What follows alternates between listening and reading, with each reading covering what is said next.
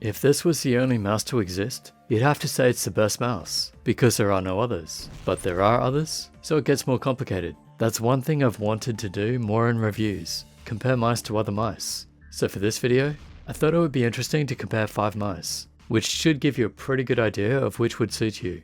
And because mice are so good these days, I don't really think we need full reviews anymore. Like yeah, the sensors are all great, latency's low enough, performance is good, we don't need to cover this every time unless there's a problem. More importantly, I'd say shape, weight and features. Now, starting with the size comparison, I'd usually put the MZ1 for extra small, but the OP1we Wireless Edition from Endgame gear is actually about the same size. If you're after extra small, definitely keep an eye on that one. The Xtrfy M8 isn't too far off that, so that's another consideration. I have the Death Adder V3 on the end, because the Pulsar Xlite V3 is pretty similar to it, while the Fantech Helios 2 is similar to the Fnatic Thorn in size, but the shape is very different. And the Xlite 3 isn't that much bigger, it's actually noticeably smaller than the Death Adder in the hand. So which should you choose and why? I'll give a shape tour with the dimensions, going from smallest to largest. The OP1we has similar design principles to their bigger mouse, the XM1 or XM2, but with much straighter sides, and lower dimensions, with a button height of 1.83cm, grip width of 5.3, and length of 11.8. I wouldn't recommend palm grip, but maybe for hands under 16cm. Claw and fingertip, this would be great for hands up to 19cm. It's a really safe shape, lots of fun to play with. Obviously being a similar size to the MZ1, I was super comfortable with it already, but if you haven't used a mouse this small before, it may take some time to adapt to it. No comfort grooves in the buttons, very little curvature on the sides as said, just a good safe shape, although a little uninteresting in terms of mouse design. That said, if it isn't broken, why fix it? It's great as it is. Next, the M8 from Xtrfy. I've spoken a lot about low button height, because it seems to make it easier to aim. Xtrfy took that and said, hey, why not curve them right down? Well, if you hold the mouse here, that makes sense. But for a comfortable grip, my roughly 18cm hands only get to here. It's 11.7cm long and 5.63 at the fingers. So I guess to really make use of that low button height, you'd want hands that are about 19.5cm long and about 9.8cm wide, and have a grip that goes all the way down. Personally, I grip it about here, next to the wheel, like usual, and the button height there is 1.7cm. That also keeps my thumb under the side buttons. So yeah, the button height is a bit of a question mark, but really low anyway. Otherwise, pretty cool mouse, subtle curves on the sides, no comfort grooves in the buttons, kind of a similar shape to the Logitech G Pro Wireless, but it feels a fair bit smaller of course. I'd probably recommend this mouse for hands that are between 18 and 20cm for claw and fingertip, palm would be under 16. As always, if you want the other details, check the website, I've listed them there. Now the Fantech Helios 2, seems this one is a Zowie S2 clone, which was a favourite mouse of mine back in the day, and it's still a great shape. Button height of about 1.9cm, length of 11.96, and grip width is 5.56. It's actually a bit big for me these days. I'm used to smaller, still fun to play on though. I'd recommend it for hands under 17cm for palm grip, and for claw and fingertip, I'd say between 19 and 20. And if you don't know the Zowie S2 shape, a quick tour. Basically it's got pretty low button height, sloping back to have a bit of a hump in the middle, and toward the back, so it's a long hump. That means you might feel a bit of it in your palm. I like to have the side of my palm slightly on mice to help with control, so that's actually a good feature for me. There's no subtle curvature on the sides, both horizontal and vertical, giving a bit of a ledge to help with picking it up. You can also fit your little finger here behind your ring finger, or place it back here like I do. It then fills out the palm by flaring out, and that means you don't get to move it side to side easily with fingers, but it may help stability a little. And of course from the back, like the original FK design, it has a flat top. For the Fnatic Thorn, which was developed with Lamzu, which means it comes with that cool Lamzu box design, the easiest way to explain it is probably a slightly different EC2, which is a popular shape even to this day. Button height is about 2cm, but the mouse design is sloped for ergonomics, so some people who get hand pain with symmetrical designs might be better off with these. That's what players have told me anyway. So if you like them and suffer from cramps or whatever, maybe look at these kinds of designs. Length is 12cm and width is 5.75. I feel like I can almost palm it, so hands under 18cm, but I recommend claw and fingertip between 19 and 20cm. So it's a pretty gradual rainbow slope from the side, with a big slope to the right, and the high point on the left. It's a good design, definitely worth a look. And the same is true for the Pulsar Xlite V3, but this one has comfort grooves in the buttons, and it's bigger, with button heights of 2cm and 2.2, length of 12.1, and grip width of 5.78. I feel like this is the better design overall. See how the right side curves out a bit more? That feels more comfortable to me. And aim wise, well it's slightly bigger, so I'd probably go for the Thorn. but if your hands are under 18.5 centimeters, you should be able to palm it. Otherwise, I'd say it's good for hands that are about 20 centimeters. Now moving on to the buttons. Here's a big sound test so you get an idea of each.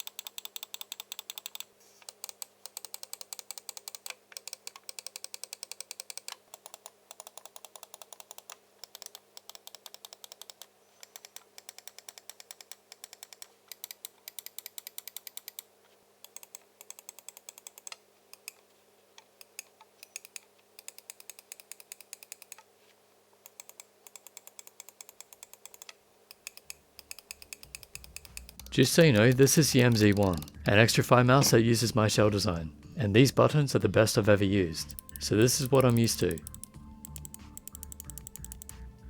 Now with that in mind, you might understand why I'm not keen on these mouse buttons. My concern is that this is a new normal, because compared to the MZ1, these buttons aren't great. Okay, so I love the OP1we mouse, but I don't like any of these buttons. They're too clicky, they don't feel good, they're hard to press in, they sound bad to me, I got limbo jumps with the wheel, the side buttons are kind of mushy, it's just not good across the board. But it is an amazing mouse, super fun to use. It's just the buttons letting it down. The M8 also has loud buttons, harder to press left and right. It's another Xtrfy mouse, same as mine, so there's no bias here. I'm just calling it as I hear it. The wheel is a bit loud too, but the side buttons are okay. The Helios has cheap sounding buttons, but it's a cheap mouse with some top specs and a great shape, so that's kind of expected. They all work and they're fine in game, so all things considered, I think these are pretty good overall. The Thorn does have nicer buttons at least, nicer sound, easier to press, but still loud and clicky. The wheel seems good, and the side buttons are fairly nice. So this is my pick of the lot for buttons. The Xlite V3 seems to have good buttons, a little mushy on left and right, but they're fairly quiet. Wheel seems good, and the side buttons seem pretty good too. If left and right were better, this would be the pick for buttons. So yeah, not super impressed with any of the buttons, some were pretty good, some were okay, but others, well, they're just too loud and they don't feel good. I hope companies make this a bigger focus in the future, because buttons are really important. Build wise, all seem pretty good, no issues there. And now let's look at weights. The OP1 is 58 grams, M8 55, Thorn is 52, Helios 55, and Xlite V3 55. All wireless all seem good, and weight does depend on preference as I spoke about in the other video. It heavily depends on the speed of your pad. I'm still going to rank them based on weight though, because I still think the best combo is a control pad and a light mouse. Moving on to the software, you can get basic software for the OP1, Thorn, Helios and Xlite, where you can lower the debounce and change other settings. Pretty standard stuff, we've seen this before. And to conclude, I'm going to talk about where I'm going to rank them and why. The Endgame Gear OP1we is a really good mouse. But really, if I had a smaller XM2, I'd probably use that instead. But it is pretty similar, including the not so great material that keeps the oil from your hand on it, so I'd rank that just behind the XM2. The Xtrfy M8 had the concept but not the execution, but could be great for people in the niche. It's just not as safe a choice as others, so I'd probably still choose the M42 shape-wise. That said, the weight drop is significant, so I'll put it just behind the M42 Wireless. Low weight is great, but shape is king, plus the buttons thing. The Fnatic Thorn is a really interesting mouse, with a 0.75 to 1 expected weight ratio, making it lower than the Death Adder V3 and close to the Ponage Stormbreaker, which is actually made from magnesium. Gotta give it a nod and put it high. I think this one could be a great choice for a lot of people looking for an EC2 alternative, so that should go in just above the Death Adder V3. The Helios 2 is another solid pick.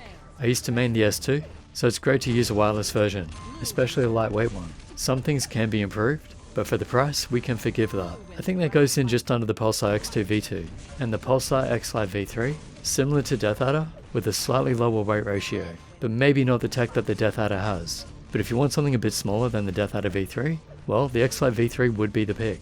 If size wasn't an issue, I'd probably still go for the Razor, but it can still slide in between that and the G Pro X. I hesitate a little bit on the smaller companies, because while things may not be apparent at first, the bigger companies are putting in a lot of money into research and development, so it's easier to trust them to get things right, like latency and consistency, and you know they're trying to cater to pros. That's not to say the smaller companies can't do that, I just don't have the testing technology to really make sure. So as always, don't stress the number too much, just a general indication. Once you get into these top mice, there's very little separating them, but I'm still trying to give you the best advice possible, with what I know and what I've tested, and those would be the suggestions.